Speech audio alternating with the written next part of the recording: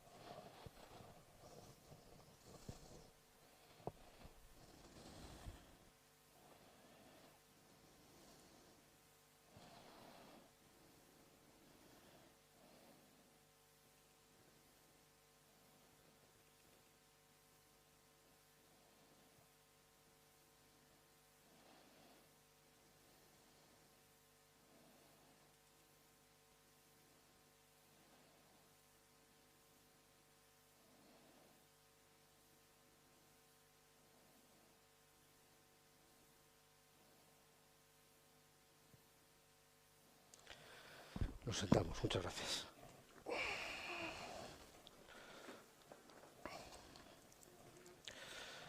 Bueno, pese a lo terrible de la jornada y el dolor que nos ocasiona, la vida sigue. Eh, lo primero que quiero agradecerles a los amigos y hermanos de Galicia, de Extremadura, de Andalucía, del País Vasco, que nos acompañen aquí en algo que además es competencia también de ellos, como dice el título de esta jornada, que es el Corredor Atlántico, un proyecto común, impulsada la jornada por el CES de Castilla y León, con su presidente a la cabeza, Enrique Cabero. Les presento a la gente que nos acompaña. Allí en el extremo oriental está Galicia, está el presidente del CES de Galicia, Agustín Hernández. Le sigue la presidenta del CES de Extremadura, Mercedes Vaquera, y presidente del CES de Andalucía, Juan Antonio Marín, es vicepresidente del Gobierno de Andalucía, además, y también nos acompaña Emilia Málaga del País Vasco. Creo que tiene mucha importancia esta jornada porque dentro de 4 o 5 días, el viernes, se van a reunir los clásicos de esto del Corredor Atlántico, que era Galicia, Asturias y Castilla y León, quienes han ido impulsando esto a través de los gobiernos autonómicos. Hoy se suma más gente, yo creo que en este foro, que es interesante, y creo que además puede ser el inicio de que ese camino que iniciaron unos presidentes de 3 comunidades hace tiempo por luchar por el corredor del Atlántico, que fundamentalmente es, el corredor del Atlántico fundamentalmente es un elemento decisivo para corregir, para frenar y para impedir los desequilibrios que está atravesando este país, especialmente la España interior, fundamentalmente, y especialmente la España del oeste, frente a lo que es el corredor o el eje mediterráneo, que tiene otro ritmo distinto. Creo que es bueno que los consejos económicos y sociales, yo antes lo hablaba con la presidenta del País Vasco, de la fuerza que tiene aquí en Castilla y León el CES, de lo prescriptor que es en elementos económicos, políticos, laborales, el prestigio que tiene, que me imagino que también lo tiene en sus territorios. Es importante que un organismo de una institución propia que da cabida a todos los representantes de la vida civil, social de Castilla y León, las OPA, los sindicatos, los agentes de consumidores, es decir, da cabida a un montón de gente bueno, que impulse este proyecto. La bienvenida la corresponde al presidente del CES de Castilla y León, Enrique Cabero, si es tan amable de dar la bienvenida.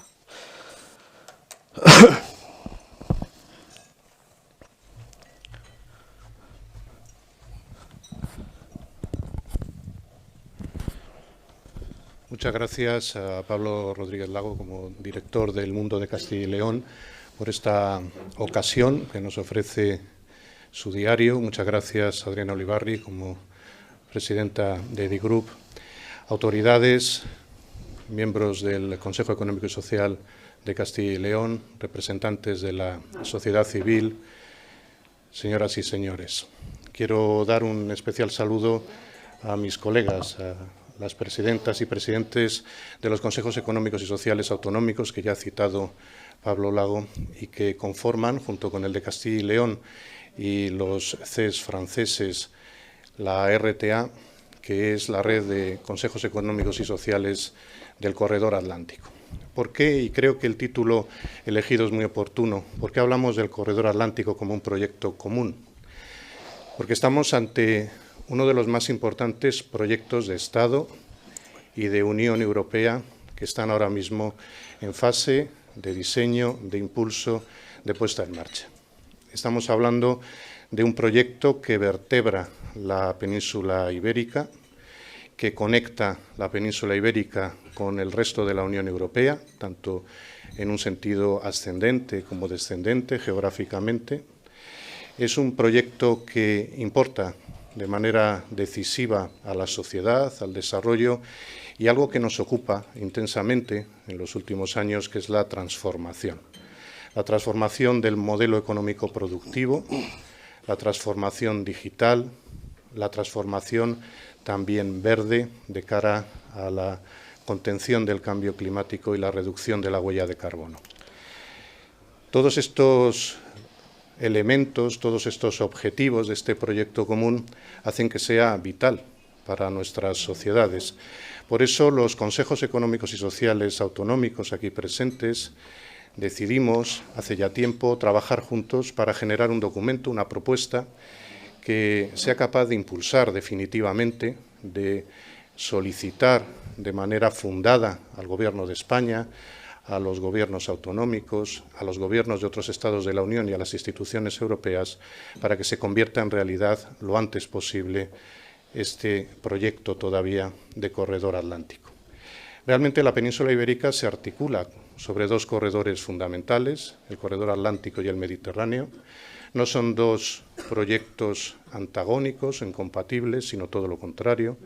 Son proyectos complementarios, son los que permiten, como decía antes, articular, organizar desde la perspectiva del transporte la península ibérica.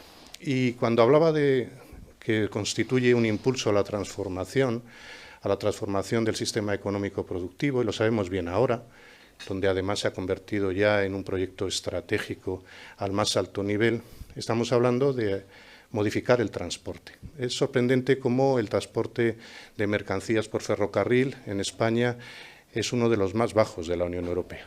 Estamos a la cola en el transporte de mercancías, cuando es un transporte que reduce costes, que acelera la comunicación y que reduce la contaminación, dado que desde el punto de vista de la eficiencia energética y de la eficiencia medioambiental es el mejor sistema de los que se han incorporado históricamente. Es además un objetivo claro dentro de esa transformación económico-productiva porque facilita la transformación digital. Las infraestructuras que se diseñan, se construyen, se ponen en marcha en este campo permiten también la mayor instalación y extensión de las conexiones digitales, de la conectividad digital. Y es además un elemento vertebrador del territorio, que permite organizar, ordenar mejor el territorio, que permite un desarrollo en malla de la actividad económico-empresarial y social, y, por tanto, supone también un impulso para la mejora del reto demográfico y la apertura de nuevas oportunidades, de nuevas posibilidades. La posición estratégica de España, de la península ibérica en su conjunto, como verdadera fachada atlántica, hace que este proyecto tenga aún más peso. Estamos hablando de una situación en que la propia reordenación de la globalización y nuevas infraestructuras y rutas, como la apertura del nuevo canal de Panamá o la conexión cada vez más amplia y frecuente con África, hacen de la fachada atlántica un lugar idóneo para la recepción y para la emisión de mercancías y, por tanto, para el fomento de la actividad empresarial, económica y el empleo de calidad. Estos son algunos de los factores. Vamos a ver ahora con mucho más detalle. Además, el corredor atlántico nos puede permitir no solo el transporte de mercancías, sino también la conectividad de personas, el fomento de otra actividad muy relevante para nuestras comunidades autónomas, para nuestro país, que es el turismo, que son los viajes, que es el mayor conocimiento de nuestras realidades sociales y culturales. En fin, los consejos económicos y sociales, que son instituciones basadas en la democracia, en la participación, en la emisión técnica también de informes, pensamos que somos un elemento muy relevante para relanzar este proyecto. Venimos trabajando desde hace tiempo, hemos fijado un documento consensuado con los consejos franceses que muy próximamente se distribuirá y se dará a conocer. Y concluyo agradeciéndoles a todos ustedes su presencia aquí. Necesitamos que sea la sociedad civil la que se implique plenamente junto con los CES, naturalmente los gobiernos, que son los que tienen la función ejecutiva y las competencias en esta materia, para conseguir que el corredor atlántico sea una realidad de la manera más inmediata. No estamos hablando de una entelequia, no estamos hablando de un proyecto que no tiene un fundamento social, económico, territorial, político y cultural. Todo lo contrario. Estamos hablando, como he intentado transmitirles brevemente, de uno de los proyectos estratégicos común de Estado y de Unión Europea más importantes que tenemos sobre la mesa y una de las grandes herramientas para la transformación que se nos exige en este difícil contexto. Muchas gracias al mundo por convocarnos, muchas gracias a los colegas de los consejos económicos y sociales del RTA, españoles, aquí presentes, por el trabajo que realizan, por el impulso que están dando y por demostrar que la sociedad civil, que las organizaciones que articulan la sociedad civil están absolutamente implicadas en un proyecto de presente y de futuro y poder trabajar conjuntamente con los gobiernos con competencias en la materia. Muchas gracias a todos.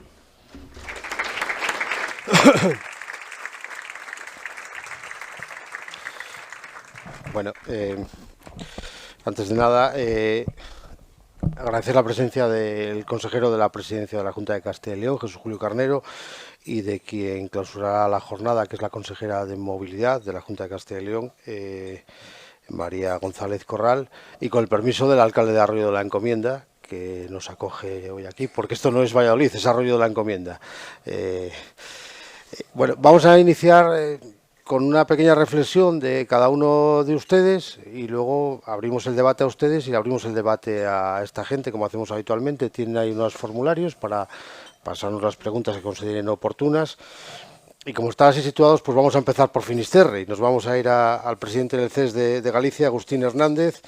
Buenos días y muchas gracias por acompañarnos. Bueno, buenos días, muchas gracias a todos y todas por su asistencia y especialmente al Grupo Editorial del Mundo, a Pablo Rodríguez Lago, su director en Castilla y León, por esta amable invitación. Por supuesto, saludar a las autoridades, a los consejeros, consejera, procuradores, vicepresidente de las Cortes, miembros del CES y, por supuesto, a mis colegas de los CES de la fachada atlántica de la península ibérica, ¿no? Simplemente a mí me gustaría compartir con ustedes tres reflexiones, ¿no?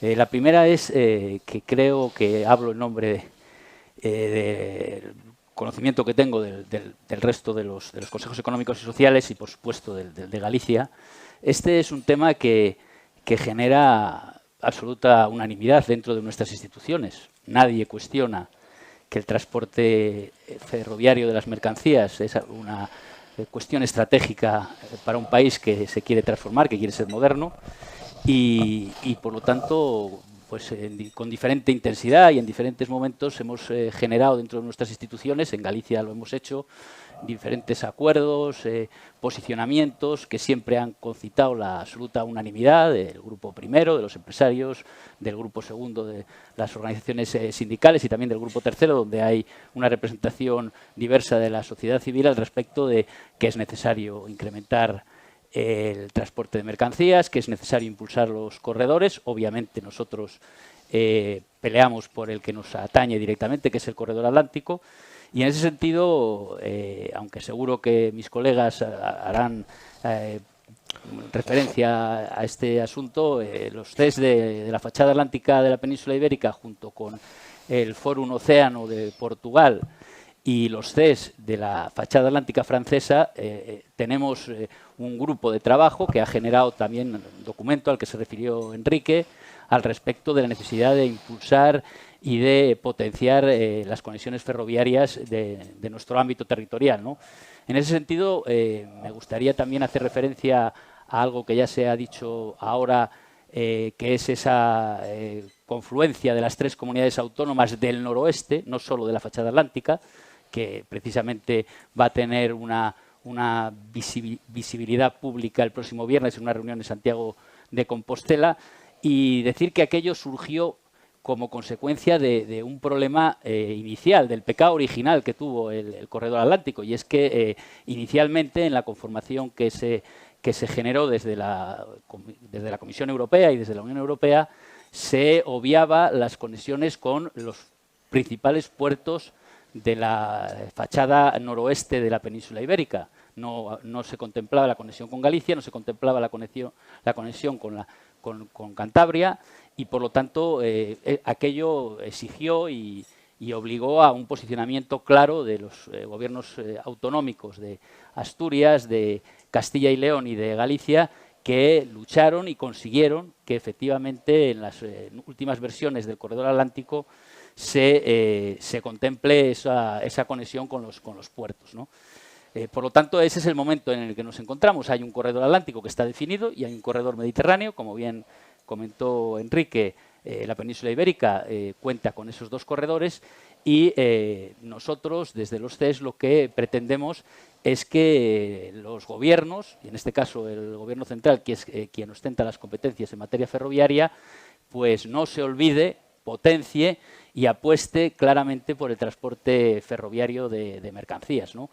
Yo creo que hay que partir de una realidad y no hay peor ciego que el que no quiere ver las cosas, ¿no? La realidad es que el transporte de mercancías en España por ferrocarril es absolutamente residual. No tenemos una posición que nos pueda estar orgullosos, ¿no? Somos el tercer país por la cola. Tenemos una cuota modal de transporte de mercancías del 5%.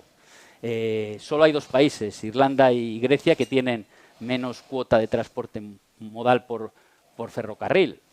Y no es porque no tengamos red. Y además tenemos una red que se desarrolló muy pronto.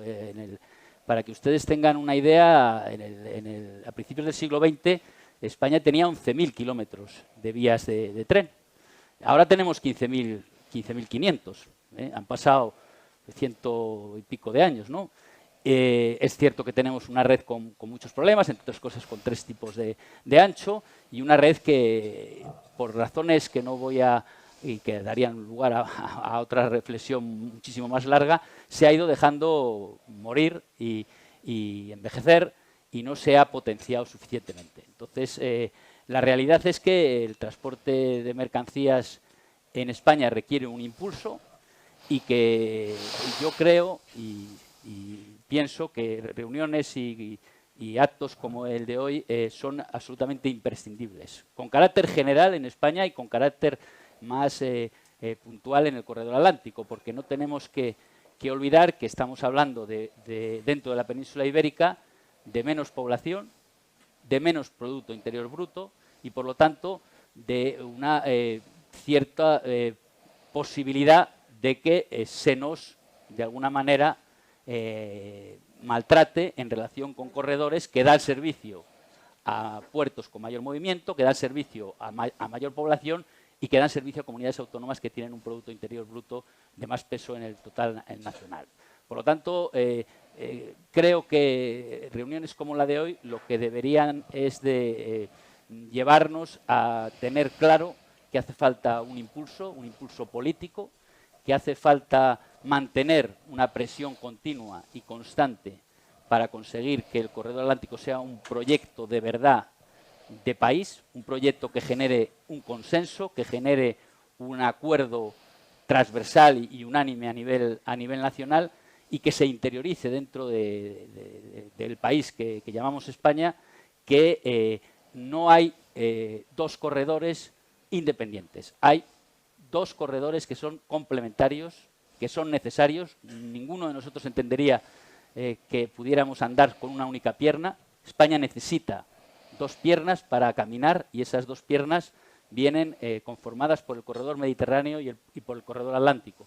Y por lo tanto, yo creo que lo que deberíamos de conseguir, de intentar y de interiorizar todos los que hoy estamos aquí y repetir hasta la saciedad es que este debe ser un proyecto de país, un proyecto que no es un proyecto a corto plazo, que significa y obliga a tomar decisiones estructurales. No se puede pensar que el transporte de mercancías por ferrocarril es algo que únicamente de las infraestructuras ferroviarias. Hay que actuar en un marco mucho más amplio, mucho más transversal. Hay que reflexionar sobre el transporte por carretera, el coste del transporte por carretera. Hay que hablar de peajes, hay que hablar de todo lo que afecta al movimiento de mercancías y hay que tener claro que España se enfrenta a una oportunidad que viene sobre todo con los fondos fruto de la transformación y de la superación de la pandemia. Son fondos que obligan a un cambio estructural de la economía de un país y yo creo que el principal cambio que debe de tener la economía española es precisamente conseguir revertir esta situación e incrementar sustancialmente el transporte de mercancías por ferrocarril. Eso se conseguirá claramente si todos interiorizamos que ese es un proyecto de país. Esa es mi opinión, pero estoy seguro que a lo largo de la mañana podremos opinar y matizar estas cuestiones. Gracias, Agustín. Pues le damos también la bienvenida y le agradecemos la presencia a Mercedes Vaquero, que es la presidenta del CES de Extremadura. Buenos días, Mercedes. Buenos días. Muchísimas gracias, Pablo. En primer lugar, quiero agradecer la presencia de todos ustedes, consejeros, consejera de Infraestructura y, como no puede ser de otra manera, a los organizadores de este evento, el diario El Mundo y el Consejo Económico y Social de Castilla y León. Enrique, muchas gracias por contar con nuestra participación. Bueno, yo quiero dar un enfoque de lo que está siendo este informe del Corredor Atlántico desde las instituciones tanto nacionales como europeas. De manera más concreta, ¿por qué la red transnacional atlántica, donde estamos ubicados todos los consejos económicos y sociales, hemos abordado este informe? Desde esta red, en la que nosotros, además digo Castilla y León porque entramos en la misma fecha, el mismo día, llevamos 6 años y vimos que era una plataforma donde se podían hacer escuchar todas las necesidades que tenían nuestras comunidades, digo en este caso nuestras dos comunidades porque tienen la connotación de que no estamos bañados directamente por el mar Atlántico, pero sí que somos ese eslabón necesario para que se pueda acceder al resto de Europa. Y vimos uno de los problemas que teníamos era las infraestructuras. Y cuando hablamos de infraestructura no queremos hablar solamente de ferrocarriles, no queremos hablar solamente de esa necesidad de transporte que por supuesto la tenemos.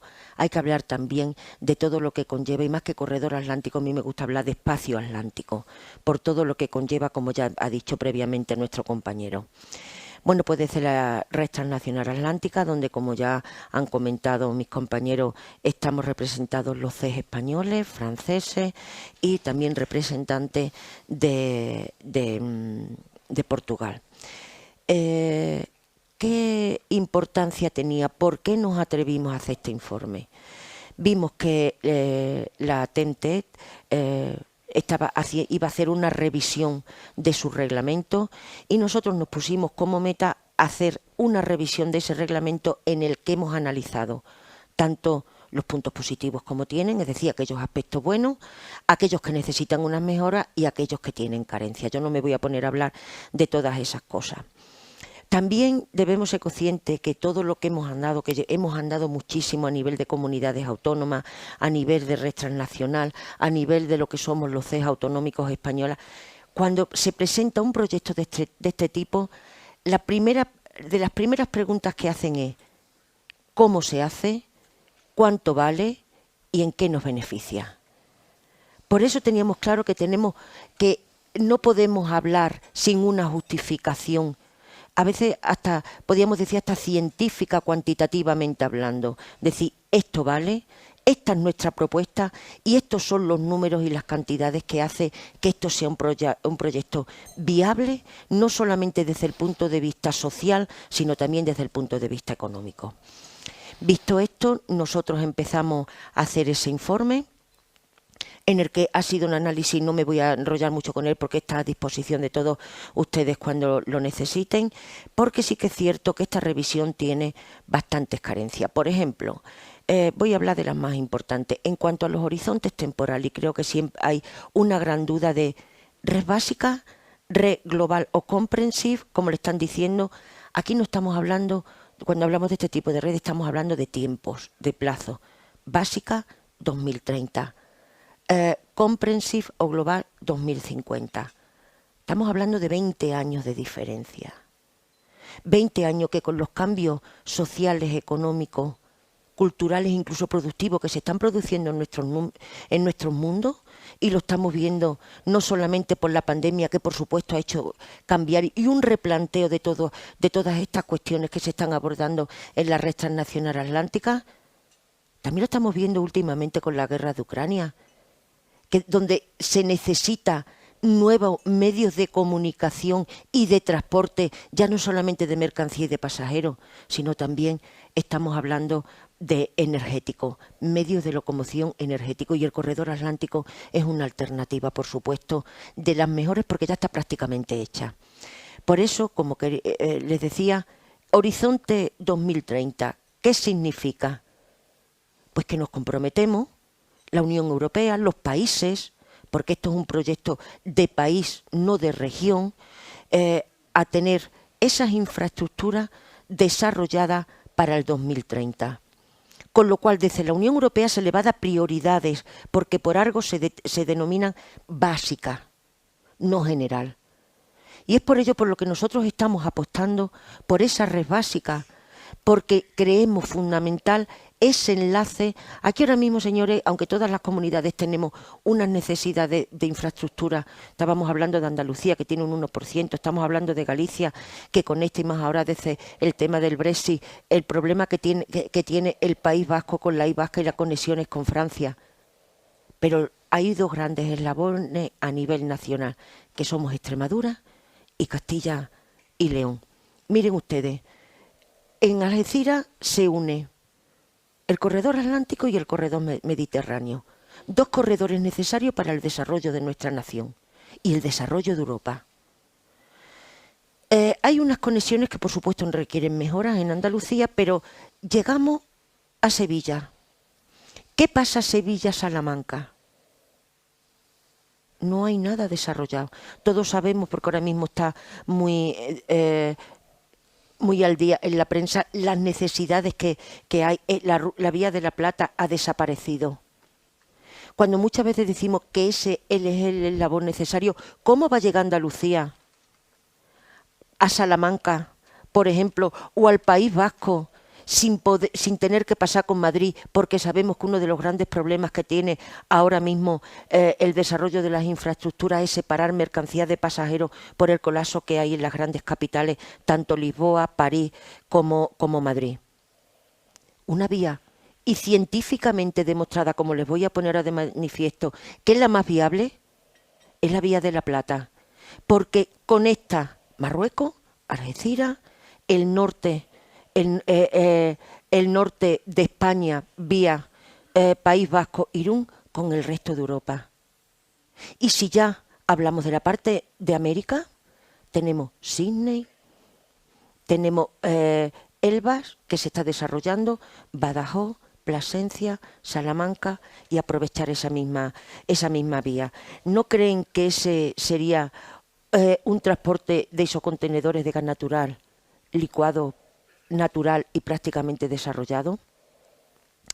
Cuando exponemos este planteamiento, otra de las respuestas que dicen, bueno, no tiene por qué ser el transporte ferroviario, tenemos la carretera, tenemos una A66 bastante buena, pero no es lo mismo.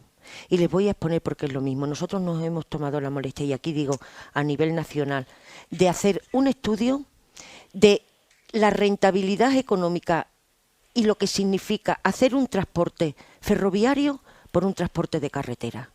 El trayecto en cuanto a kilómetros del ferrocarril con respecto a la carretera, por lo que estoy hablando de todo este enlace a Andalucía hasta la parte norte, incluido Gijón, por ferrocarril y por carretera, es de 6 kilómetros. No merece la pena, ¿verdad?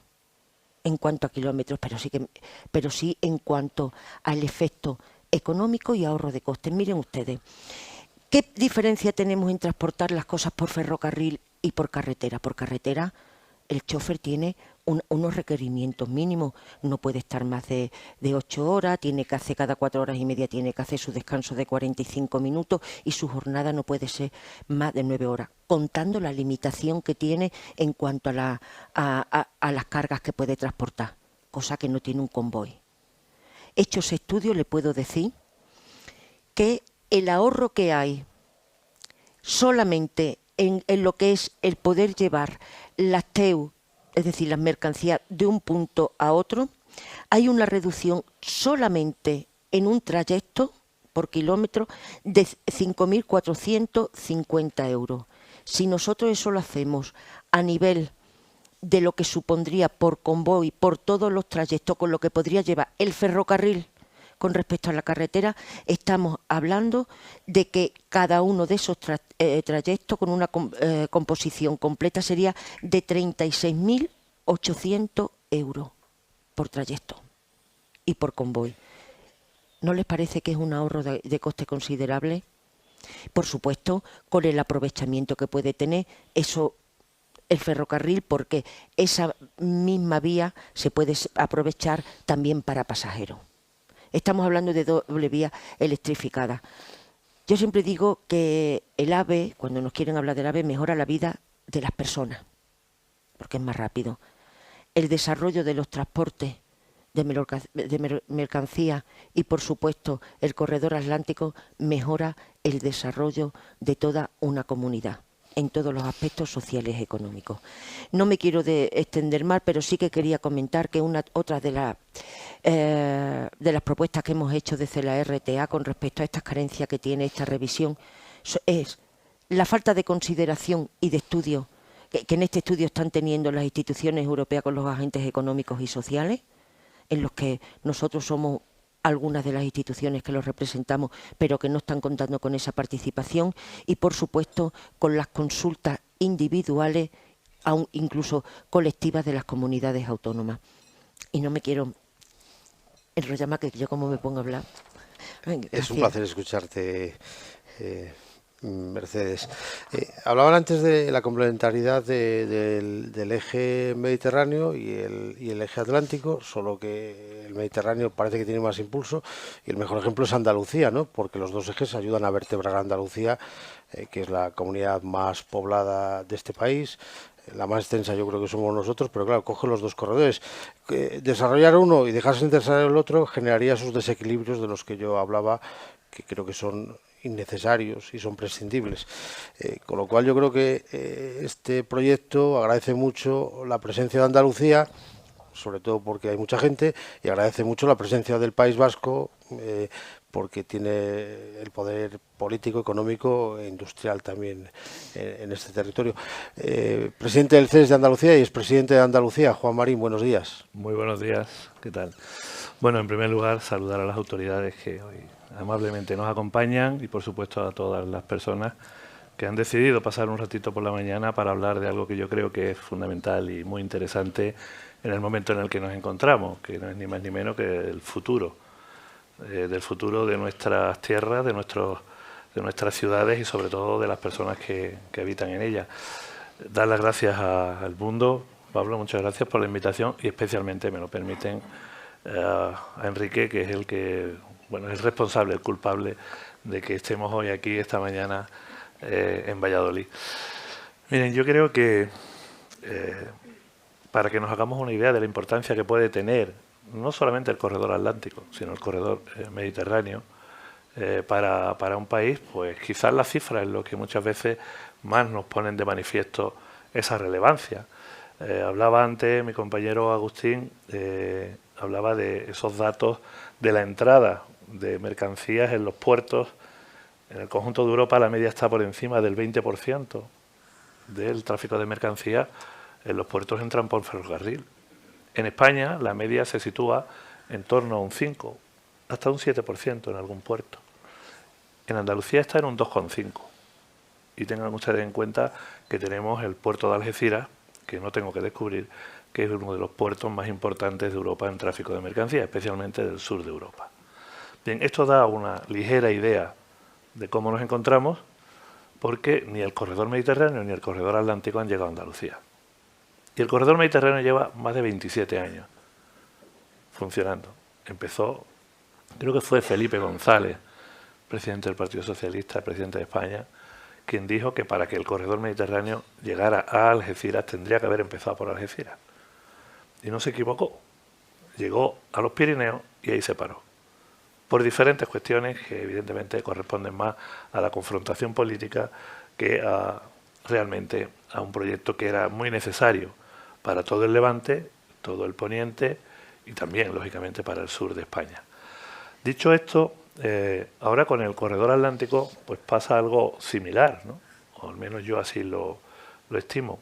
Yo he sido el último en sumarme o subirme a este tren, permítanme la expresión, porque hace apenas unos meses que llegué, mi compañero anterior, predecesor, Ángel, pues fue la persona que ha estado durante estos últimos años trabajando con los CES aquí presentes para intentar que este proyecto primero tuviera un consenso también con los CES franceses para encontrar aliados a la hora de reclamar las inversiones necesarias para nuestros puertos y para también nuestra red ferroviaria.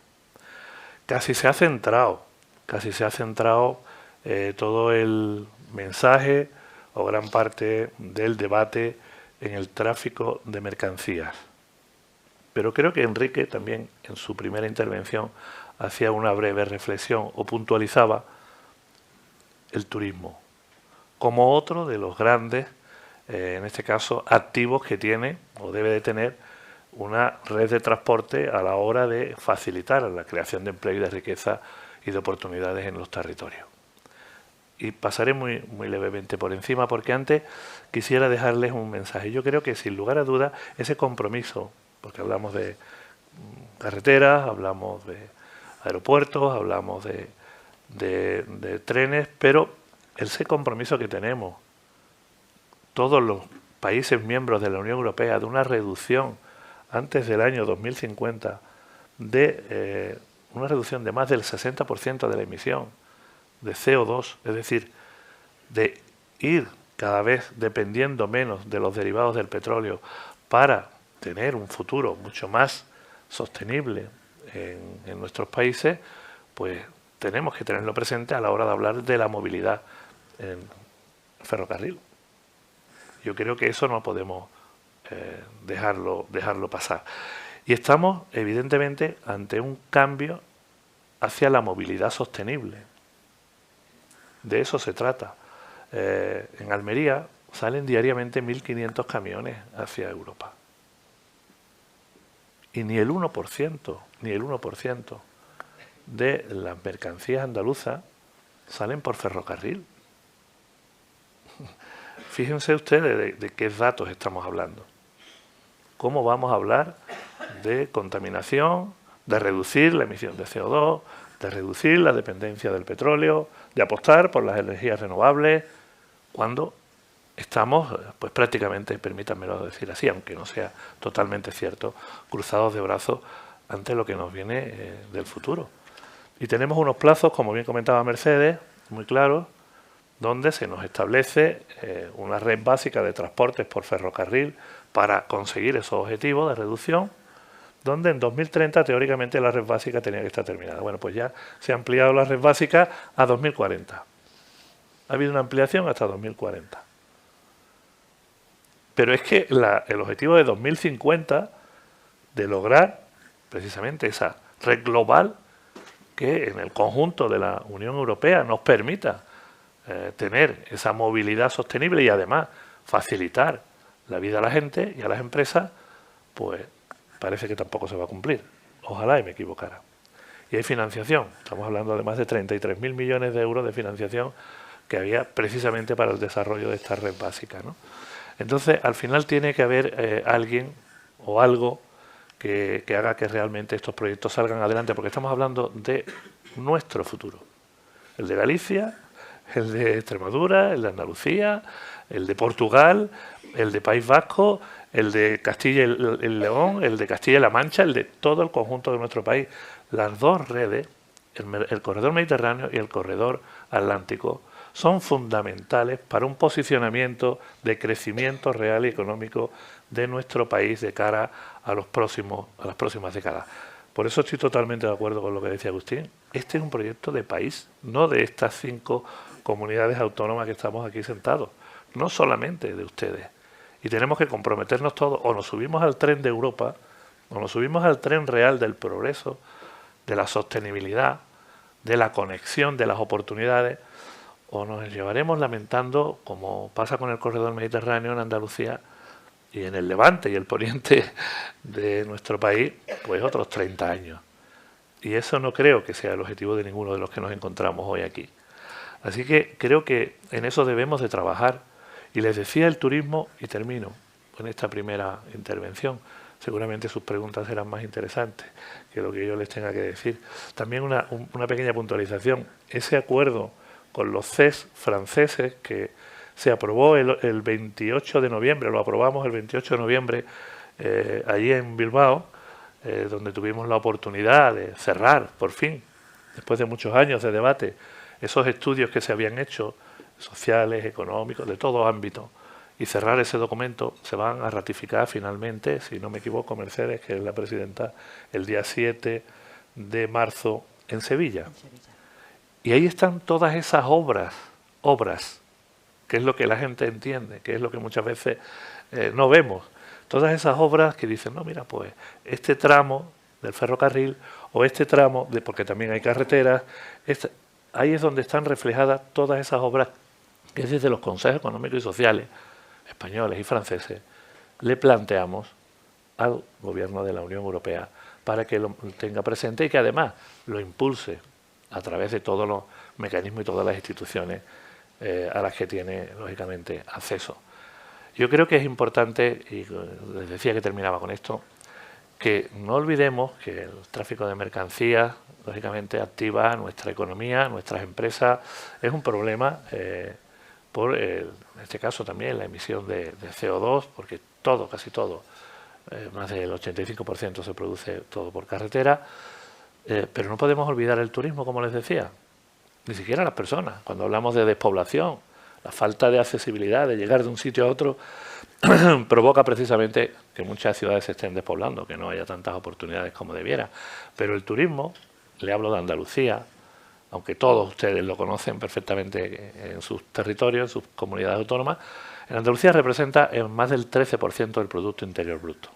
Hemos cerrado un año 2022 con más de 30 millones de viajeros, que han aportado más de 23.000 millones de euros y 457.000 empleos. Pues solo el 13% de esos turistas han podido venir en tren. Creo que ese dato es muy significativo de lo que les estoy hablando. Y lo mismo ocurre en Castilla y León, lo mismo ocurre en Galicia y lo mismo ocurre en cualquier otra comunidad autónoma que no tenga las infraestructuras que pueda tener Madrid o que pueda tener alguna otra ciudad como Barcelona. Los demás, pues la convergencia va a ser muy complicada si realmente no contamos con estas infraestructuras. La anécdota, ayer le preguntaba a Agustín, digo, Agustín, voy a ir con mis hijos, yo soy de Sanlúcar de Barrameda, un poquito lejos, digo, voy a ir con mis hijos a hacer el Camino de Santiago y queremos hacer las últimas 5 etapas. ¿Desde dónde es? Tú me dijiste, de Sarria, desde Sarria a Santiago. ¿Cómo voy? Y me dice, pues coge. Digo, no, cojo no. Que me digas que cojo el coche, que me vaya a Sevilla, que coja el AVE, que me vaya a Madrid, que haga el transbordo, que coja otro AVE y que me vaya a La Coruña, ya lo sé. Y después que coja un vehículo y que me vaya a Sarria. O sea, es más fácil coger el coche. Tardo mucho menos.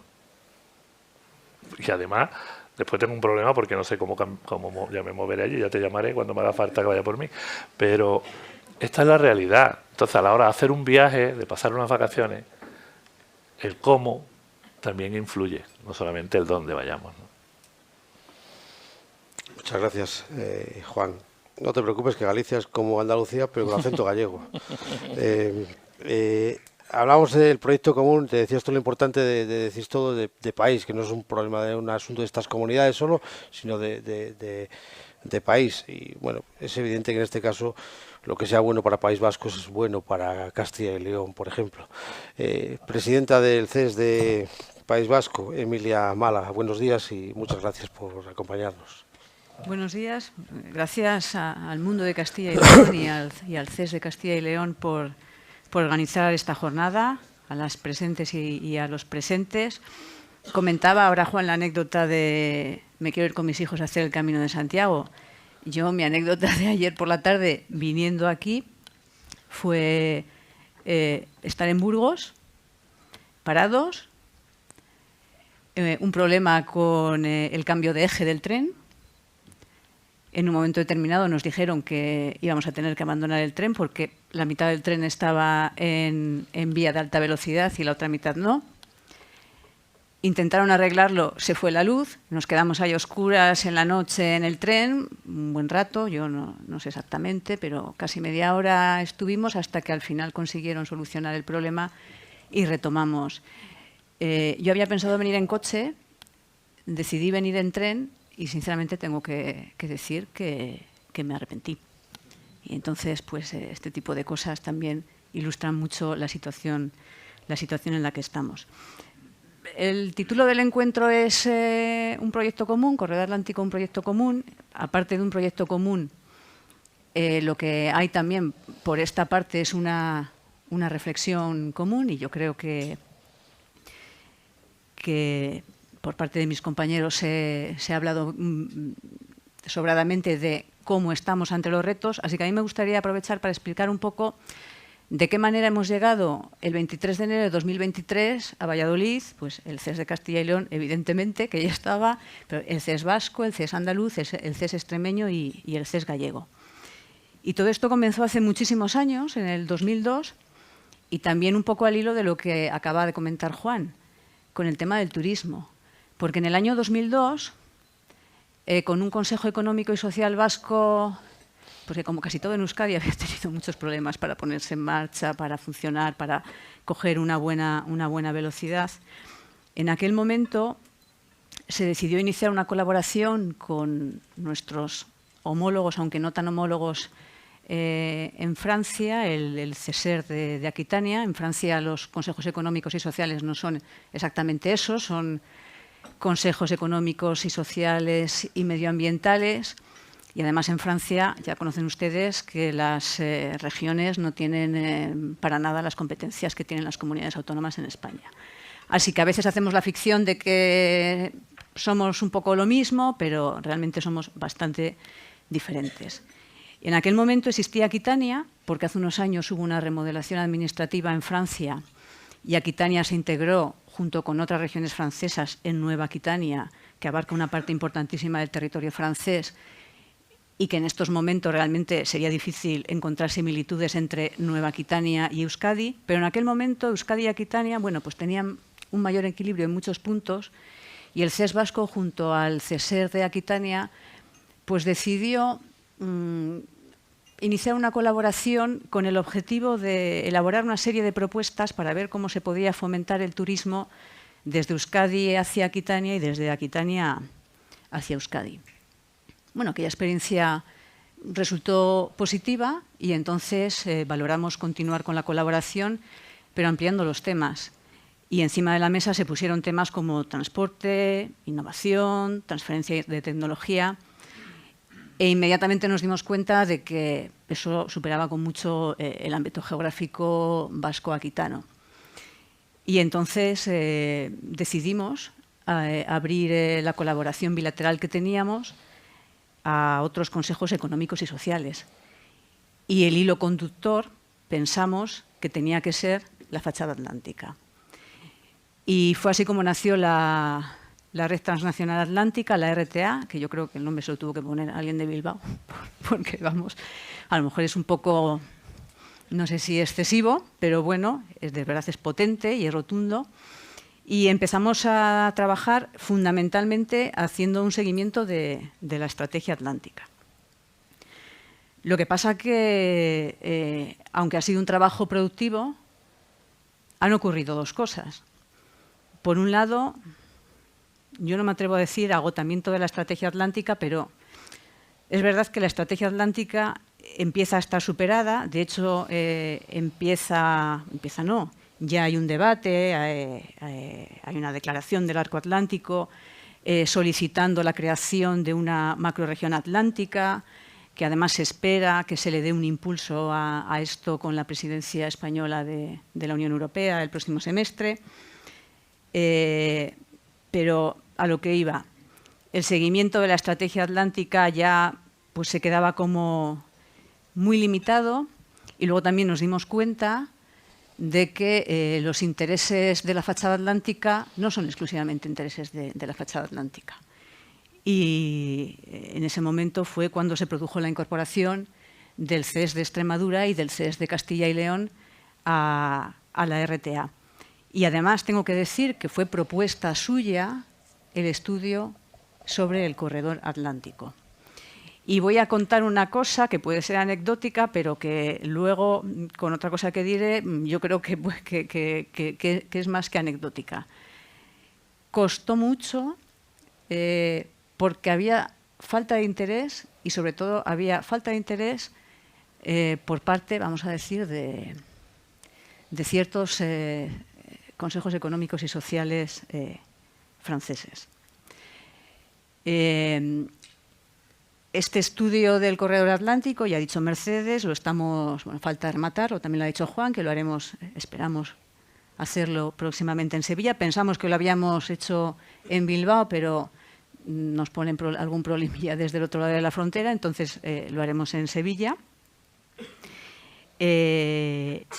Hemos elaborado propuestas, hemos hecho una comparativa sobre las recomendaciones de la Comisión Europea y nuestras propuestas, pero por mucho que sea inevitable, porque es inevitable que cada uno reflexionemos sobre este tema desde donde vivimos, con una perspectiva pues, de comunidad autónoma, en este caso, nos cuesta más subir ya para tener una visión nacional, porque es lógico, pero yo creo que es que además, incluso a ese nivel, en este tema nos quedamos cortos. Y tenemos que tener una visión más de dron. Y esa visión de dron, en el caso del corredor atlántico, en lo que concierne a la RTA, evidentemente tiene dos países, España y Francia. Y si en España estamos como estamos, que ya hemos hablado de ello y no es nada nuevo para nadie, es muy preocupante cómo estamos por ese lado en Francia. El gobierno francés ha recuperado hace poco un proyecto de alta velocidad que une Burdeos con Toulouse. La intención es comenzarlo, al parecer, en el 2024. Creo que tienen previsto finalizarlo en el 2032. Y este proyecto para España es muy importante porque en una parte de ese trazado habría una bifurcación que llegaría hasta Hendaya y conectaría con España por ahí, que es la parte que nos interesa. Bien, desde Francia, esta parte que nos interesa, no ponen fecha, pero hay el Tribunal Europeo, el Tribunal de Cuentas Europeo, hace unos años, lo que manifestó es que estaban convencidos de que, en su opinión, esa parte no se comenzaría hasta el año 2037. Entonces, claro, si aquí hubiera un botón mágico que le damos y la parte del corredor atlántico en lo que concierne a España estuviera materializada y operativa mañana mismo, seguiríamos teniendo el problema de que, pues no sé, seríamos corredor ibérico o de, no sé cómo lo podríamos llamar, pero Atlántico no. Y este es un problema importante. Este es un problema importante. La semana pasada hubo una cumbre hispano-española donde, desde la Comunidad de Trabajo de los Pirineos, que engloba las regiones pirenaicas a ambos lados de la frontera más Andorra, se le pidió a los máximos representantes de España y de Francia que recordaran que tiene que haber un impulso al corredor atlántico. Y yo insisto, no tenemos que perder de vista que tenemos que tener la visión de DROM, y por mucho que empujemos a nivel local, si hablamos de corredor y de los beneficios que puede traer ese corredor, necesitamos no solo que en España se ejecute, sino que también por el lado francés se ejecute. Y antes Mercedes ha hablado así, que no tenía nada, como que lo del gas licuado. Bueno, ya hemos visto hace unos meses lo que ha pasado con la propuesta de transportar gas licuado y cuál es la postura francesa. En estos momentos, con la macrorregión que comentaba antes, por parte de España parece que hay voluntad. Por parte de Francia lo que han dicho es que no se oponen, que también hay que traducir luego eso qué significa. Que yo no quiero traer aquí a esta jornada un debate de buenos, malos, pero los intereses son muy distintos. Y Francia tiene sus intereses, es un país además enormemente centralizado y, pues bueno, la parte que a nosotros nos interesa del corredor atlántico por la frontera de Irún, pues es así como la nuestra, tenemos fechas que se han retrasado 11 veces, pero que somos conscientes de que, bueno, pues que acabará, probablemente en el año 2030, que acabará siendo una realidad, pues la realidad acabará ahí, en Irún. Bueno, Mercedes, estos de Euskadi son muy quejicas porque se les para un poco un día el tren, se quejan, que cojan el AVE a Extremadura algún día para hacer la prueba. ¿Cómo estamos? ¿Qué problema? Yo es que no lo tengo, como no tengo, pues no tengo otra alternativa que ir en coche. Entonces, sí que es cierto que sabemos cómo están las infraestructuras, cómo ya se ha puesto más que de manifiesto la necesidad que tenemos para comunidades como las nuestras. Ya no hablamos solamente para el desarrollo y para el bienestar de las personas, que por supuesto también, porque es una de las cosas, pero creo que son apoyos fundamentales para el devenir y el progreso de las comunidades. Este desarrollo no solamente tiene que ser para Extremadura, como decía Emilia, esto hay que mirarlo como si fuese a vista de pájaro, un dron ahora modernamente. Lo que es bueno no puede llegarse desde... Juan no puede llegar desde Andalucía hasta Galicia, si no pasa, hombre, puede ir por Madrid como punto siempre, pero si no pasa por Castilla y no pasa por Extremadura. Con esto es lo que quiero poner de manifiesto, que el desarrollo de una comunidad influye directamente en el desarrollo de toda la sociedad. Creo que es un proyecto bonito, un proyecto en el que se ha trabajado mucho, un proyecto en el que se puede dar respuesta a todas las instituciones, porque ya como comentaba, tenemos cómo, cuánto y por qué. Tenemos la respuesta. Yo hablaba de cuánto nos ahorrábamos y cuánto el significado económico que tenía por trayecto, por convoy. Estábamos hablando de 36.800 euros. Pero ahora yo les voy a hacer... Yo que soy de números, no me quiero meter mucho en los números, pero es que es inevitable. Si ustedes dicen, ¿cuánto puede costar el desarrollo de la Vía de la Plata? Pues tenemos hecho el estudio con simulación y son propuestas, a lo mejor con técnico, porque yo no lo soy, de cómo podía ser ese trazado, desde Sevilla hasta Salamanca. Estamos hablando de casi 1.000 millones de euros, 970 millones de euros. Parece mucho. Yo muchas veces diría que ni sé cómo se escribe. Eso para la Unión Europea no es nada. Y si tenemos en cuenta que hay financiación hasta de un 80 y 90% de la misma, ¿cuánto nos corresponden a los países? A nuestro país. Porque estoy hablando, esto no puede ser que una comunidad vaya por un lado, que una comunidad vaya por otro, no. Esto tiene que ser la cohesión, la conexión de todas las comunidades. Los consejos económicos y sociales lo que hacemos son trabajos y nuestra función es de asesoramiento y de decir, aquí está la información. Ahora ustedes, señores políticos, agentes económicos y sociales, utilícenla.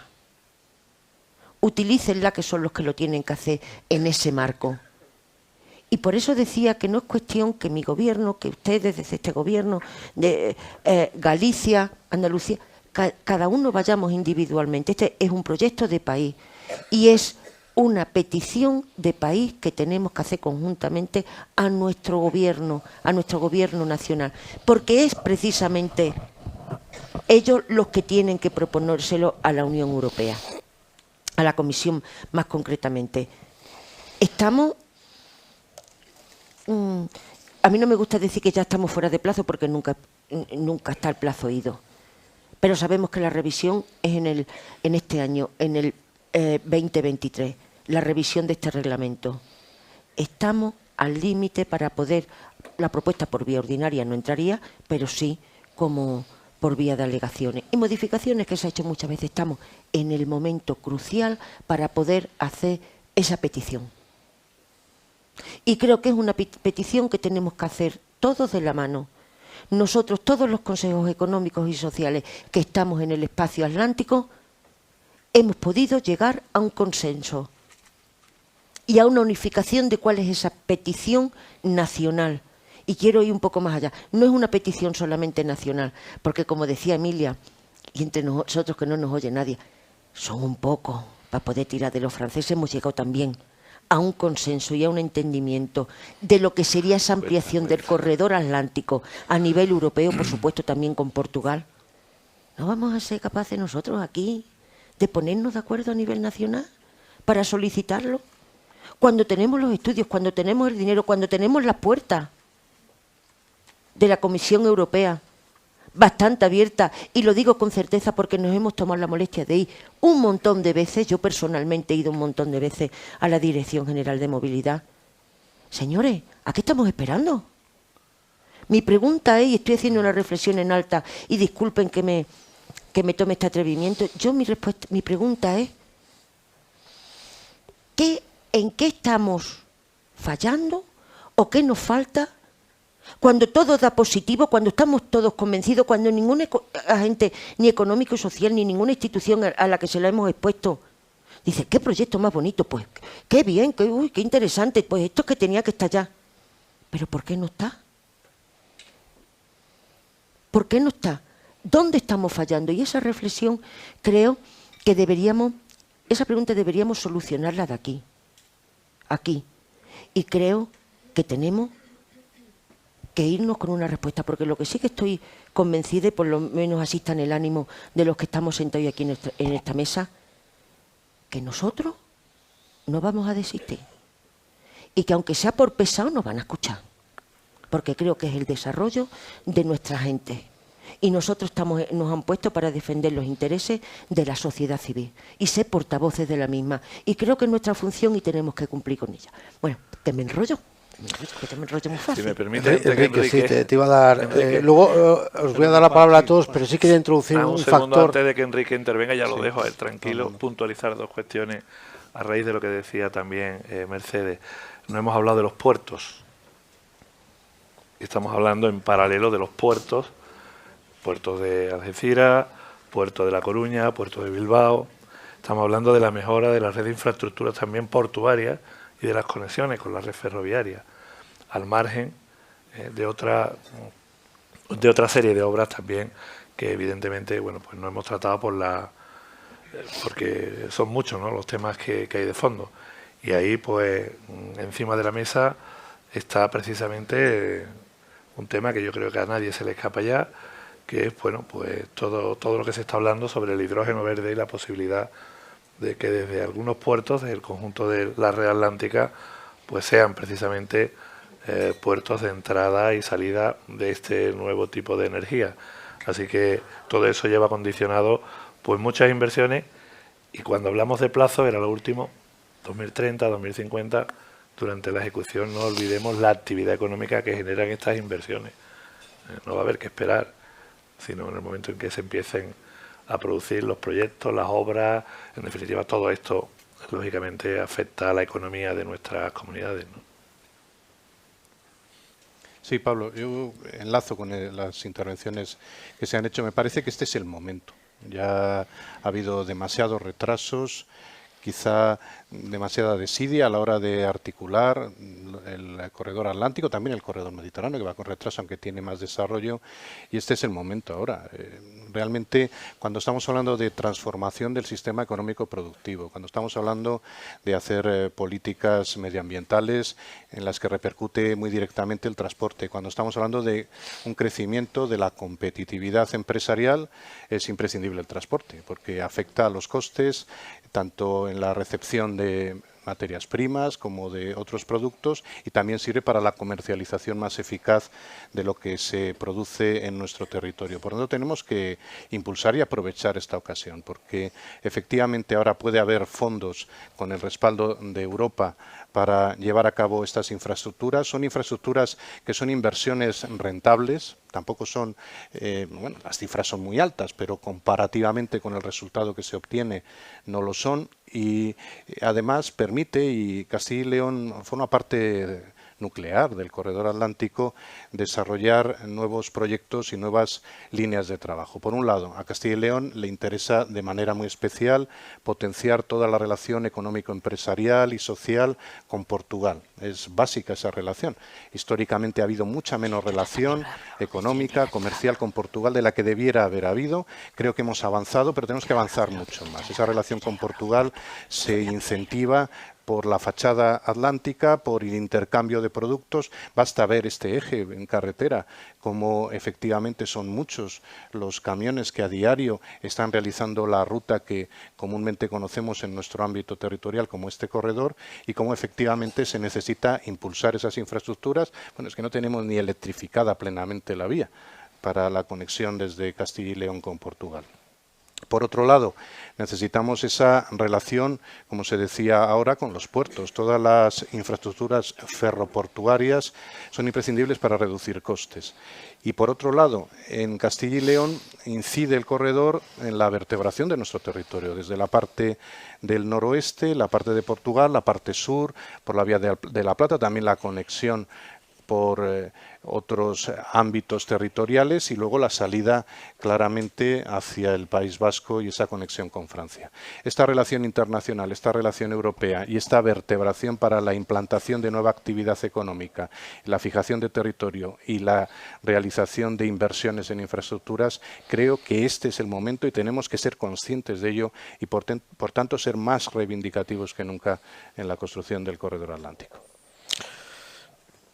Vamos a ir acabando. Yo sí quería hacerles una pregunta. Ya sé que ustedes son gente muy discreta, muy prudente, porque representan unas instituciones, pero aquí ha sobrevolado que esto es un proyecto de país y todos sabemos que hay un corredor que es el Mediterráneo, que como bien decía Juan, no llega a Andalucía, parece que solo se acaba, el mundo se acaba en Valencia, y que fluye con mucha más impulso y más nitidez que el corredor atlántico.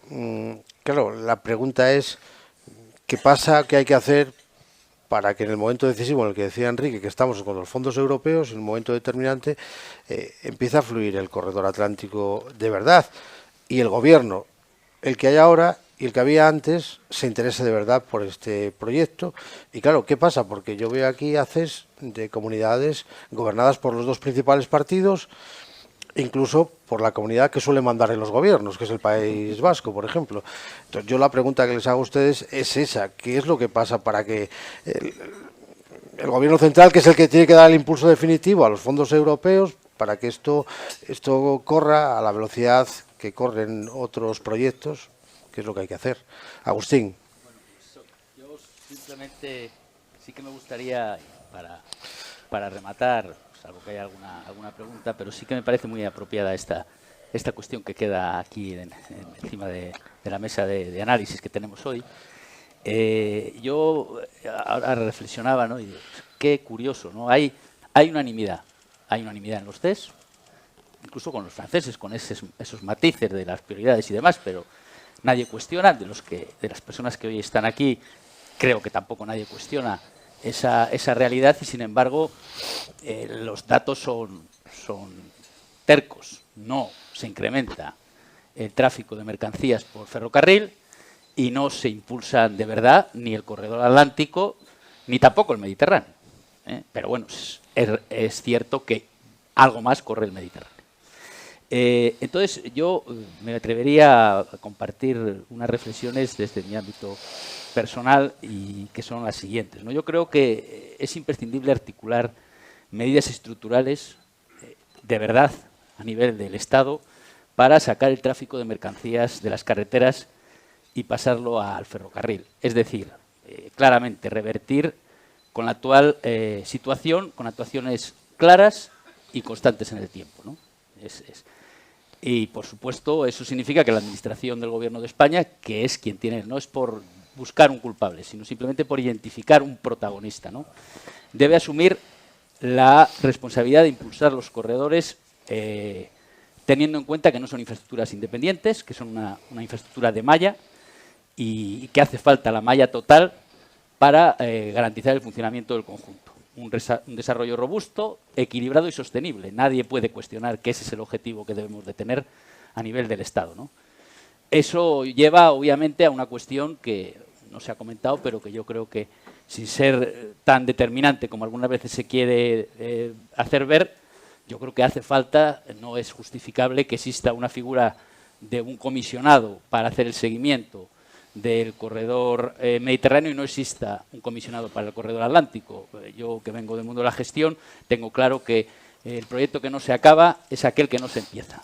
El proyecto que se incumple un plazo, por lo menos, tiene un plazo. El que no tiene plazo y no empieza, no sé. Y el comisionado, entre otras funciones, tiene la obligación de empujar constantemente el corredor que tenga que caiga bajo su responsabilidad, ¿no?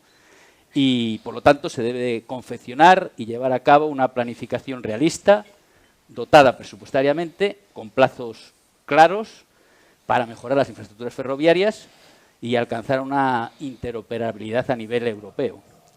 En definitiva, yo creo que hace falta una política nacional coherente, cohesiva y equilibrada en esta materia, que consiga un verdadero cambio de modelo de transporte en España, que es precisamente lo que pretenden los fondos de recuperación. Un cambio de modelo. Tenemos los fondos, tenemos claro que hay que conseguir ese cambio de modelo, pues pongámonos manos a la obra. Por tanto, hace falta voluntad política y hace falta, yo creo, humildemente, un acuerdo a nivel nacional, y que obligaría a actuar en todos los ámbitos. No es un tema únicamente de infraestructuras, de planificación, es un tema también de carácter presupuestario, de carácter tributario, en todos los ámbitos. Y, por lo tanto, creo que deberíamos de exigir con fuerza un pacto a nivel del Estado.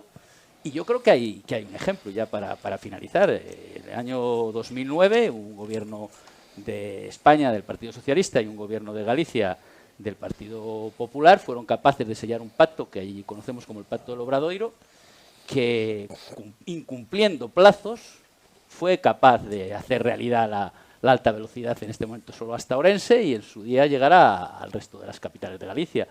Bueno, aquello fue dos sensibilidades políticas diferentes que fueron capaces de poner los intereses generales, en este caso de Galicia y del noroeste, por encima de otras cuestiones. Pues ahora yo creo que eso debería también ocurrir, que seamos capaces, o que sean capaces los que tienen la potestad de decidirlo, pues ya no sé si es posible, porque llevamos muchos años hablando del tema, pero yo creo que es el momento y que por lo menos no pedirlo sería una irresponsabilidad. Que lo consigamos ya, eso no nos toca. Mercedes. Bueno, pues yo creo que lo he dicho anteriormente y estoy totalmente de acuerdo con lo que acaba de decir Agustín y el resto de los compañeros. Esto es un país, esto es un proyecto de país, de nación, y con todo lo que ello conlleva. Y una de las cosas que conlleva que este proyecto no tiene color político, no debe tener color político. Por lo tanto, es por lo que decía que somos todas las comunidades los que debemos hacer esa petición. Son proyectos a muy largo plazo, por lo tanto no lo podemos limitar a un horizonte temporal de 4 años. Eso es lo primero que tenemos que tener claro. Que esto no, hoy llevamos muchos años, han pasado partidos, todos los partidos políticos, tanto a nivel nacional como a nivel de nuestras regiones, y por eso se necesita un pacto en el que apostar por él. Y es el momento.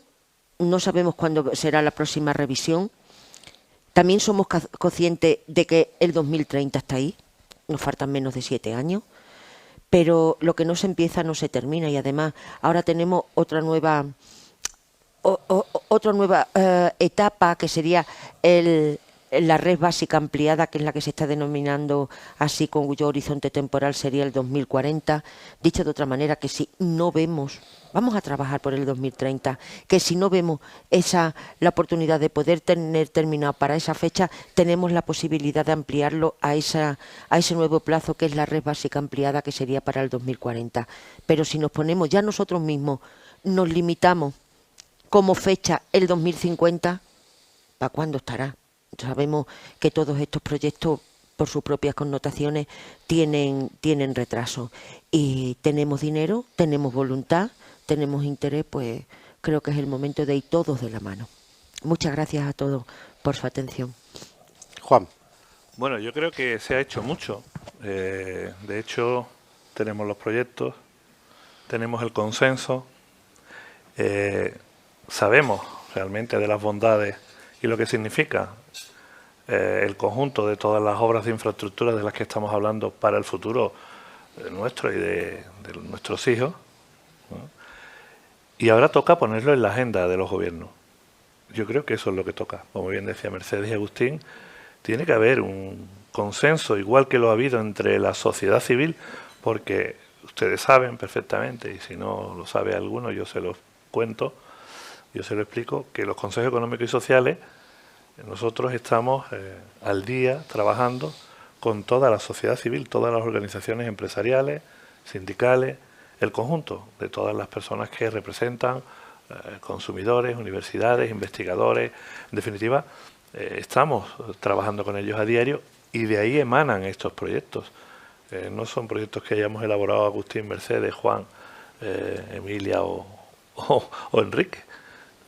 Estos proyectos vienen de ustedes, y como vienen de ustedes, ustedes lo tienen que defender igual que nosotros.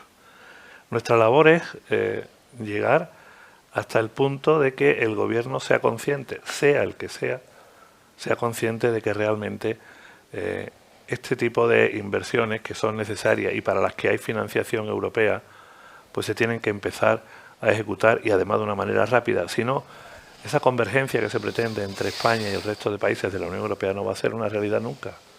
Siempre vamos a estar en el vagón de cola y no seremos la locomotora de Europa, que es donde nos gustaría estar a todos.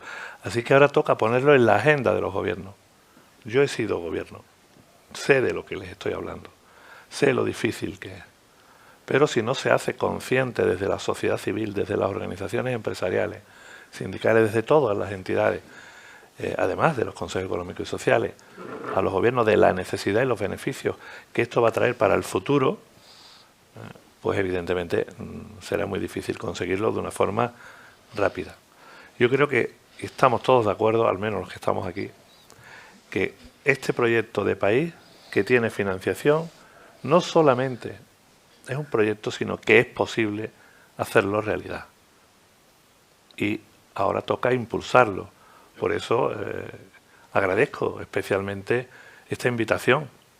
Hoy creo que El Mundo, el diario de Castilla y León, está, bueno, pues haciéndonos un gran favor a todos después del esfuerzo que hemos hecho tan enorme, y todos los investigadores y gente que ha trabajado en todos nuestros consejos económicos y sociales, de nuestras universidades, equipos de ingeniería, de arquitectos, de economistas, en definitiva, de toda la sociedad civil, nos está haciendo un gran favor a hacer visible algo que es una necesidad imperiosa para el desarrollo de nuestros pueblos, ¿no? Así que vamos a ponerlo en la agenda. Agradezco especialmente que hoy nos acompañen miembros del Gobierno de Castilla y León y, por supuesto, autoridades de distintas instituciones, para hacerlos conscientes, aunque estoy casi convencido de que ya lo son, de que esto es una necesidad, y una necesidad que mejor hoy que mañana para Castilla y León, igual que para el resto de nuestras comunidades. Emilia. Decía antes, yo creo que Mercedes ha sido la que ha dicho, y antes en las intervenciones anteriores también se ha mencionado, que esto es un proyecto de país. Sí, pero ¿de verdad se ve así? ¿O quién tiene que verlo como proyecto de país? Porque al final a mí me parece que quienes estamos trabajando en darle impulso tenemos pocas posibilidades de darle esa visión más global que necesita. Entonces, estando de acuerdo con que es un proyecto de país, no sé si se ve siempre de esa manera. Y luego tú has comentado cuando te has dirigido a nosotros que hay tanto consenso, cómo es posible. También has dicho que nos debemos a la discreción. Entonces, un poco amparándome en ello, yo diré, mucho consenso sí hay, pero consenso tampoco. Y hay opiniones y hay actitudes que siempre históricamente han sido contrarias a esto. Y que en un momento determinado lo han dificultado y en otro momento determinado, pues a lo mejor lo que hacen es no remar a favor.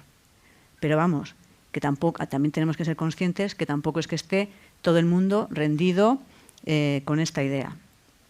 Luego vivimos en la zona de España en la que vivimos, en la que nos corresponde a los tres que estamos aquí. Pues claro, si cogemos toda España, a nivel poblacional, evidentemente hay un desequilibrio y eso probablemente justifique que a veces pues, no se mire tanto hacia un lado, pues porque a nivel de población, de PIB, y antes al principio no sé si ha sido Agustín quien ha comentado, pues acabamos siendo lo que somos. Luego yo creo que también a veces hay un error, y eso desde los consejos económicos y sociales, y no en este tema, sino en general, creo que lo vemos más, porque somos económicos y sociales. Al final, cuando los proyectos son proyectos que, aunque no sean estrictamente económicos, se vinculan muchísimo o casi exclusivamente al ámbito económico, pues luego también lo que tienes es una sociedad que, aunque esté afectada, no está tan movilizada, porque piensa, bueno, que se encarguen otros, que se encarguen, esto será un tema de pues, las empresas o no sé qué, aunque no sea así.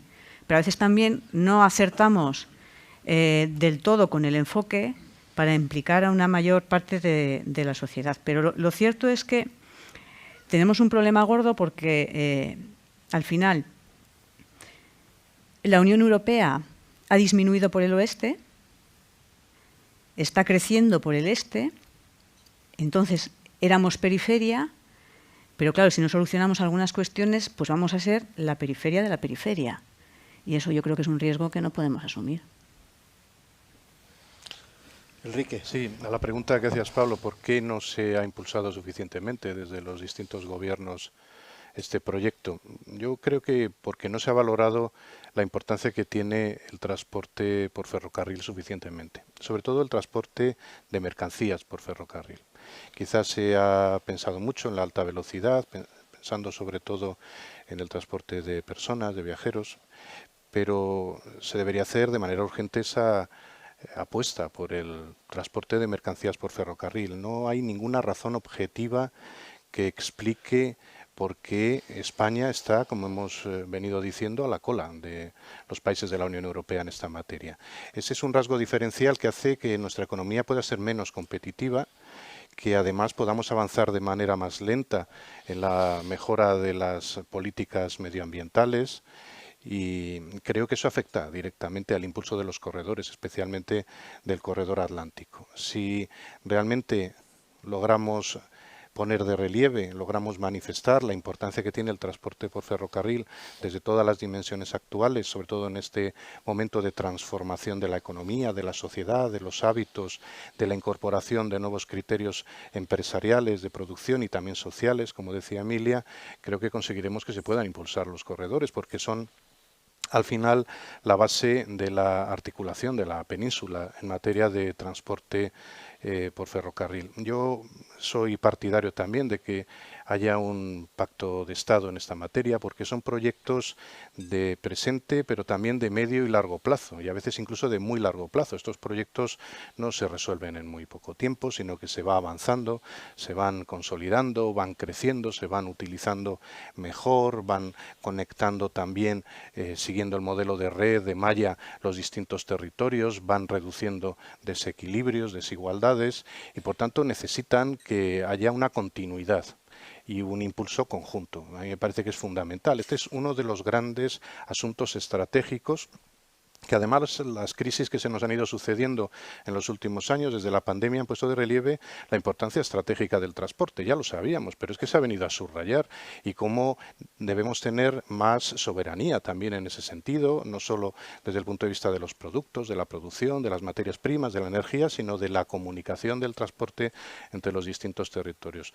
Por eso creo que es fundamental ese pacto, y también desde el Consejo Económico y Social venimos recomendando en nuestros informes anuales la creación de la figura del comisionado del corredor atlántico. Coincido con lo que decía Agustín, es muy importante que haya un responsable, un equipo de responsables, que en este caso además debería ser pactado por el Gobierno de España y las comunidades autónomas por las que discurre el corredor atlántico, para impulsar como interlocutor, como persona responsable de la gestión, un proyecto que necesita de verdad creerse para empezar y para poderlo terminar. Como antes se decía, lo que no se empieza, pues no se termina. Creo que la sociedad, y este es nuestro gran empeño como consejos económicos y sociales, la opinión pública, la opinión publicada, por eso te agradezco nuevamente, Pablo, Adriana, la oportunidad que nos habéis dado hoy de lograr transmitir la importancia que tiene para la ciudadanía en general, no solo para las empresas, que por supuesto las organizaciones sociales, sino para la ciudadanía en general,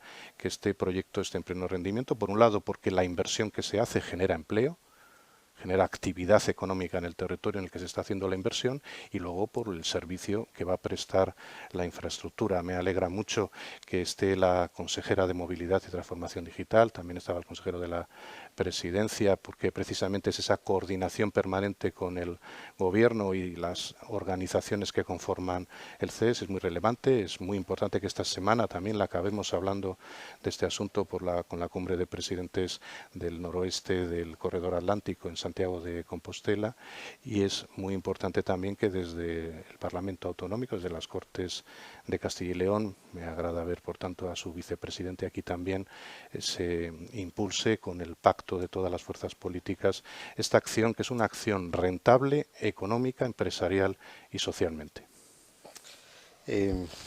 Enrique, te voy a decir una cosa y no me la tengas en cuenta. Esto sale porque tú eres el artífice de esto y porque además es tu vocación y tus convicciones. Nosotros lo ponemos aquí para que lo sepan los invitados, el escaparate, pero todo esto lo ha armado y lo ha organizado Enrique Cabero.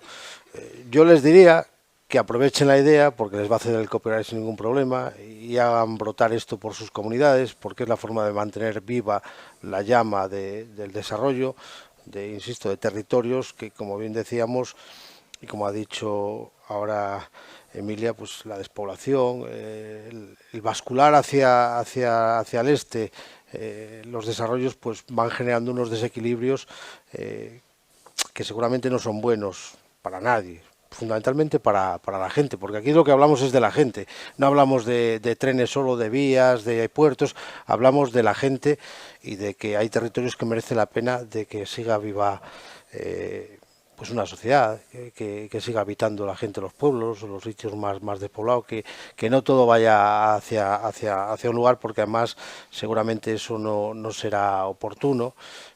Además es algo multidisciplinar que afecta al turismo, afecta al transporte, afecta al medio ambiente, muy importante al medio ambiente. Si no sacamos el transporte de carretera, no sé cómo vamos a reducir ese CO2, lo decía Juan Marín antes. Si no sacamos mucho transporte de carretera, por mucho coche y muy eléctrico que intentemos fabricar, va a ser muy difícil que pase todo esto. Por eso, bueno, yo te quiero agradecer la confianza en nosotros para organizar esto, a ustedes la amabilidad y la disponibilidad para acompañarnos aquí. Juan, una cosa te tenemos que decir, un consejo. Haz el Camino de Santiago, pero no empieces en Sarria. Mira que es bonito Ocebreiro. Empieza en Castilla y León. Empieza en Castilla y León. Tienes Cacabelos, Molina Seca, Ponferrada, Villafranca. Te lo tenemos que decir. Es la obligación nuestra de decirte eso antes de nada.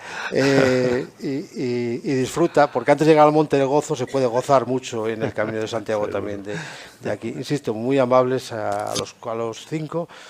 Muchas gracias. Yo rebautizaría la jornada y le pondría 5 acentos y mucho sentido común a lo que ha sido la jornada de hoy. Yo creo que les van a dar un aplauso a esta gente de Castilla y León. Muchas gracias, Pablo. Gracias.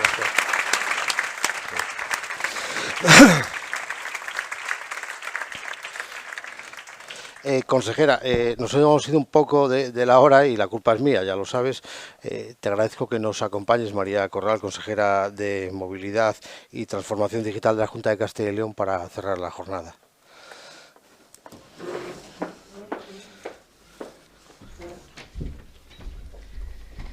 Bueno, pues muchas gracias a todos. Permitidme que empiece con unas palabras que poco tienen que ver con el foro que hoy nos acoge aquí.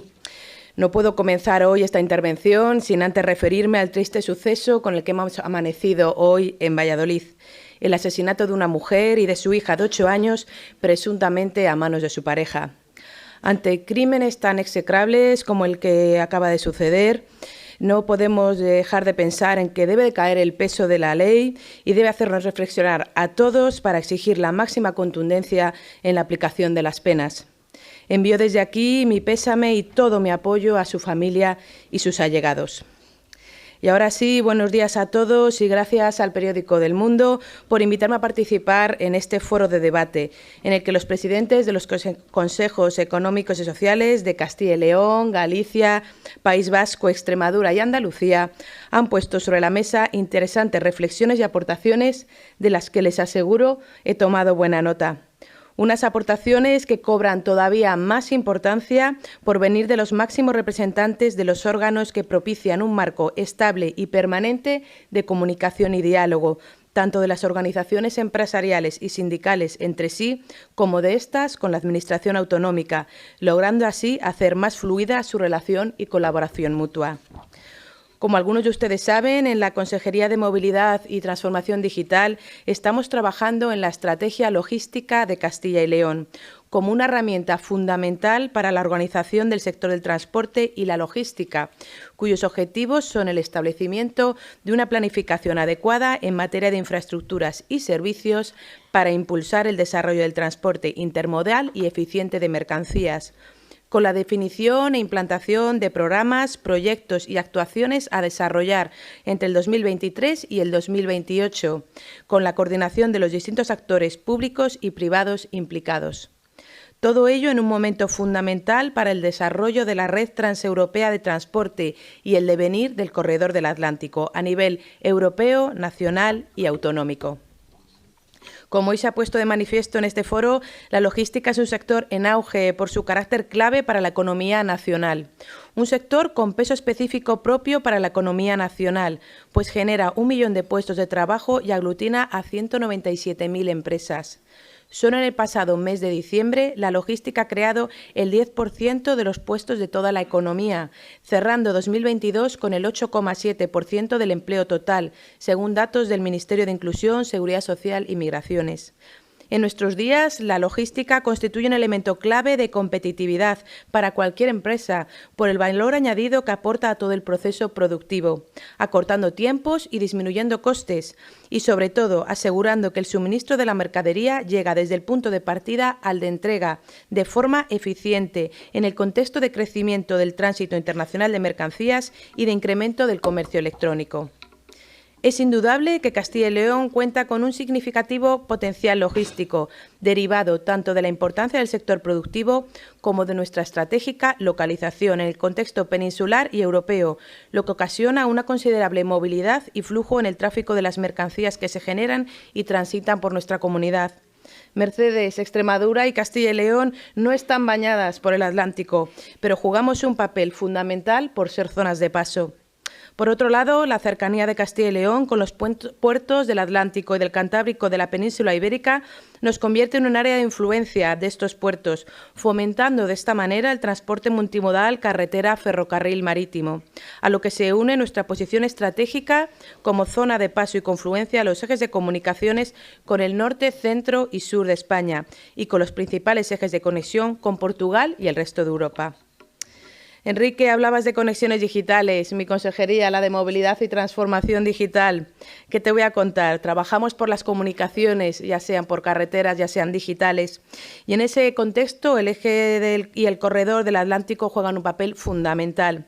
Castilla y León está vertebrada por el Corredor Atlántico, uno de los corredores prioritarios europeos que atraviesa en su recorrido la comunidad, desde Miranda de Ebro, en Burgos, hasta Fuentes de Oñoro, en Salamanca, y desde Medina del Campo hasta Villalba, y cuya extensión hacia los puertos gallegos y asturianos, la denominada conexión del noroeste peninsular, está en tramitación en las instituciones europeas.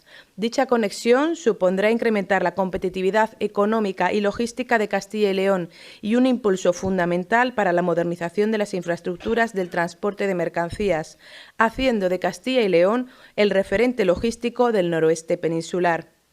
Agustín, hablabas de la potencialidad del transporte ferroviario, aunque estemos a la cola. Hay que dar un golpe en la mesa, hay que impulsar el transporte de mercancías por ferrocarril y todos los que estamos hoy aquí reunidos tenemos que pelear por ello. Hablábamos, comentabais, Agustín, Juan, la importancia de la unión de las asociaciones empresariales, sindicales, de la sociedad civil y, por supuesto, de las administraciones. Todos tenemos mucho que decir. Como hoy se ha expuesto en este foro, el Corredor del Atlántico es un corredor ferroviario de pasajeros y mercancías que conecta España y Portugal con el resto de Europa y que atraviesa Castilla y León, por lo que resulta esencial para la cohesión territorial de España y de nuestras comunidades.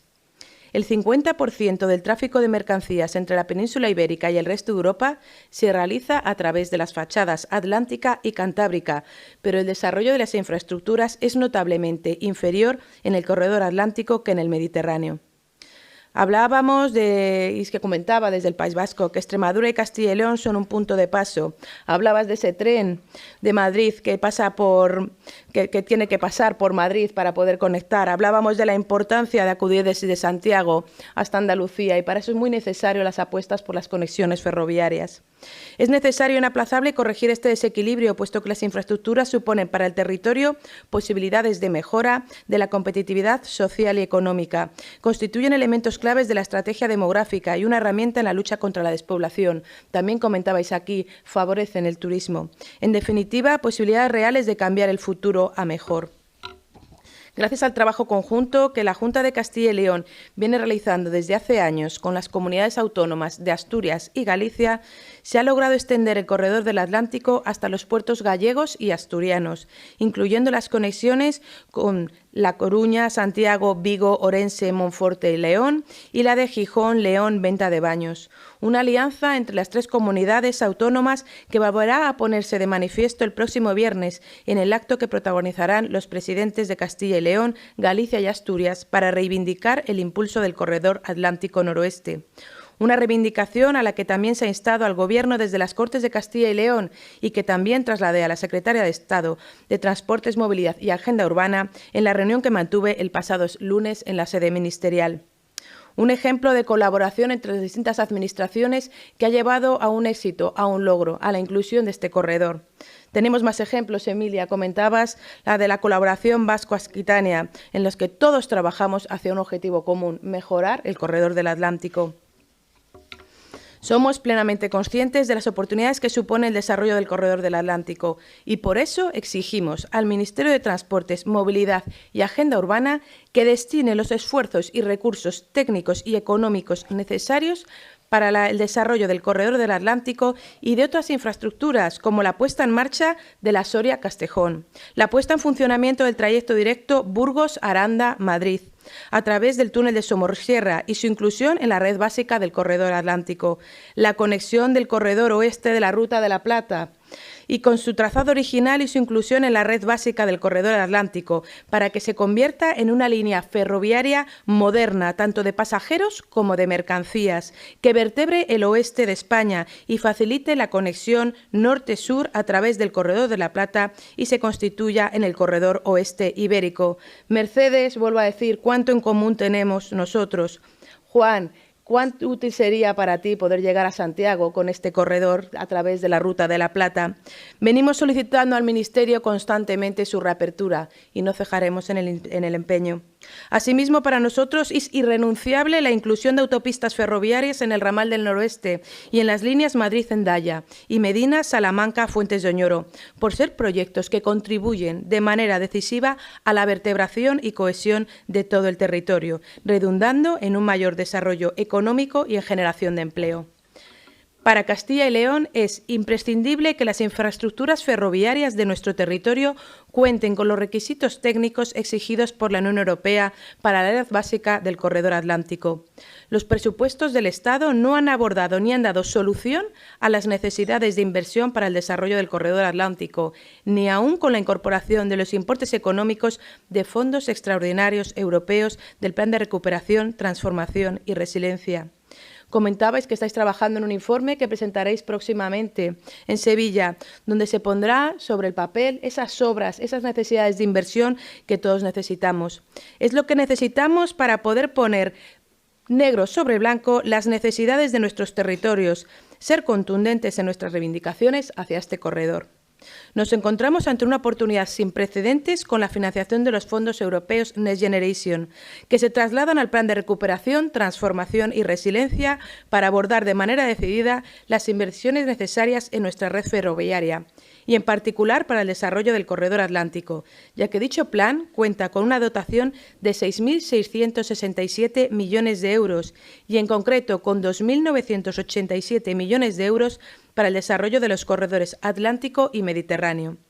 También es necesario contar con los fondos CEF, que para el periodo 21-27 cuentan con una dotación de 25.800 millones de euros para el sector del transporte y que complementan los fondos del Gobierno de España. Mercedes, con estas cifras, 1.000 millones tampoco parecen tanto. Emilia, comentabas que las diferencias territoriales, cuando nos referimos al Producto Interior Bruto, a la población, hacen que a veces se decanten o que lleven a pensar que es más necesario invertir en otras zonas.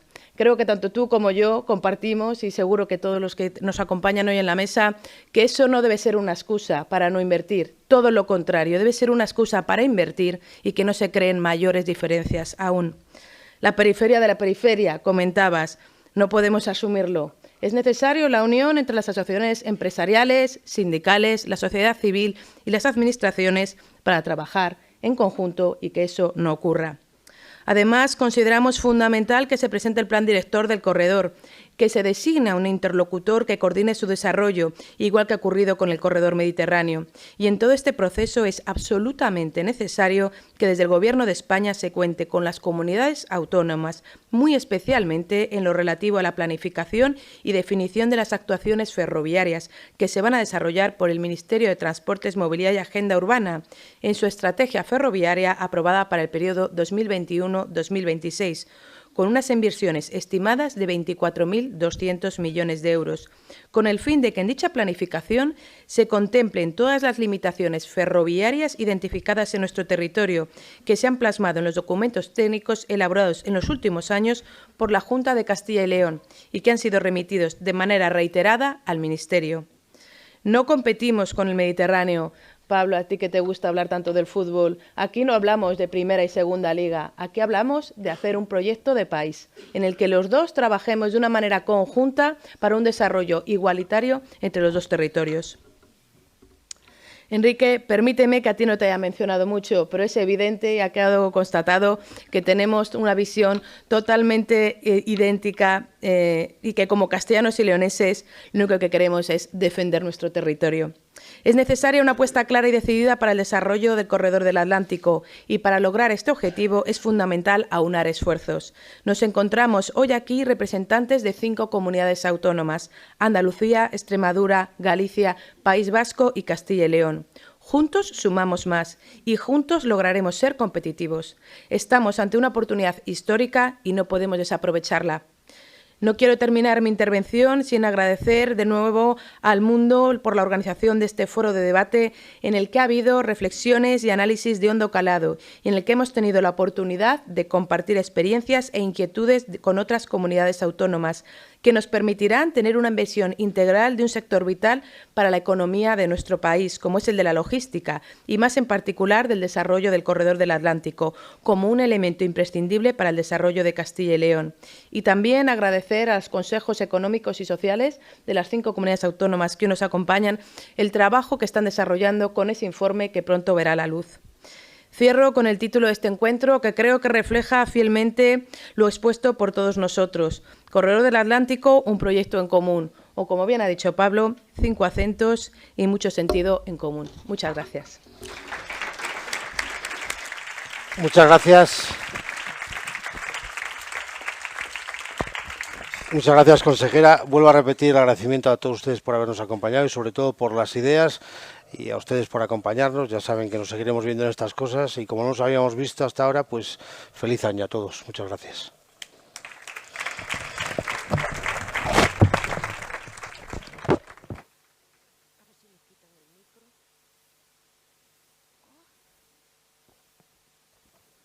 Bueno, pues estamos salidos, Juan.